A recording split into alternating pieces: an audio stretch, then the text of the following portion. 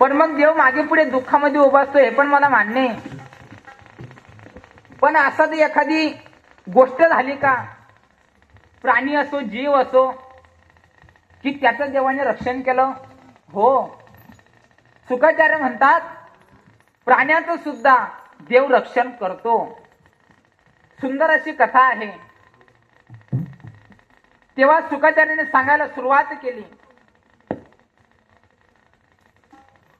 त्रिकुटचल पर्वतावर एक गजेंद्र नावाचा हत्ती राहत होता.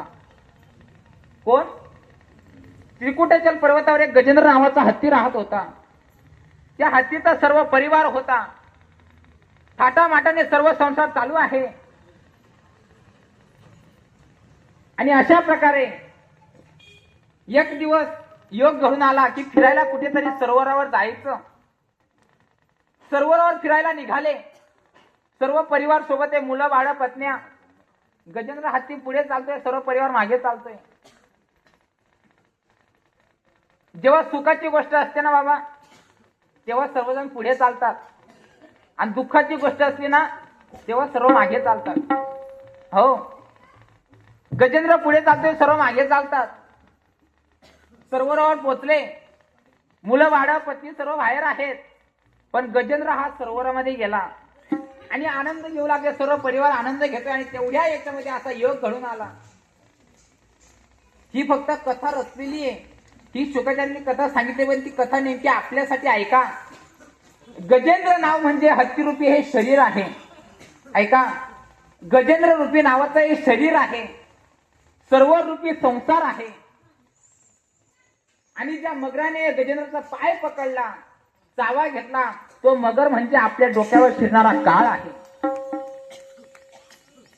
शुकाचार्यजी म्हणतात, अरे बाबांनो, या संसार रूपी सरोवरामध्ये तुम्ही किती पण मजा मारली, किती पण बुडाले, तरी तुम्ही इथून तरुण जाणार नाही.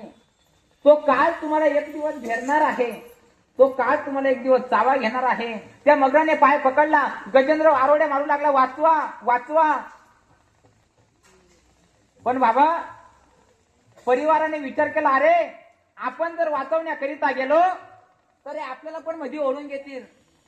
सांगून जातो बाबा, संसाराची व्यथा अशी आहे, कोणासाठी किती पण कमवा, सर्व इथंच राहणार आहे बाबा. पत्नी फक्त धारवंटापर्यंत आहे. मुलगा फक्त मशनभूमीमध्ये अग्निडाग देण्यापर्यंत आहे. एक वेळेस त्याने सुद्धा अग्निडाग दिला की तो सुद्धा म्हणतो तुम उधर और हम. कोणासाठी काय आहे बाबा? या मृत्यू लोकांमध्ये कोणीच कोणाचं नाही. हो नाही रे, नाही कुणाचे वा वा वा. नाही रे,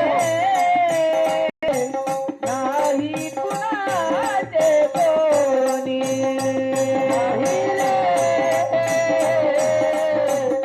नाही कुणाचे कोणी. नाही रे, नाही कुणाचे कोणी. हे बहीण कुणाची, भाऊ कुणाचा, सगळे सोय रे.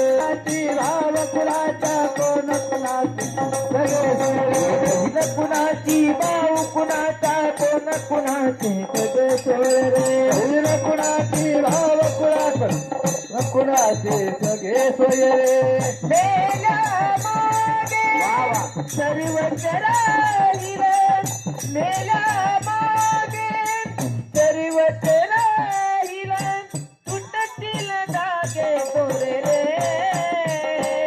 नाही रे, नाही कुणाचे कोणी. नाही रे, नाही कुणाचे कोणी. हो, या मृत्यू लोकांमध्ये बाबा कोण कुणाचं आहे? हो, नाही रे, नाही कुणाचे कोणी. बहीण आपली नाही, भाऊ आपला नाही बाबा.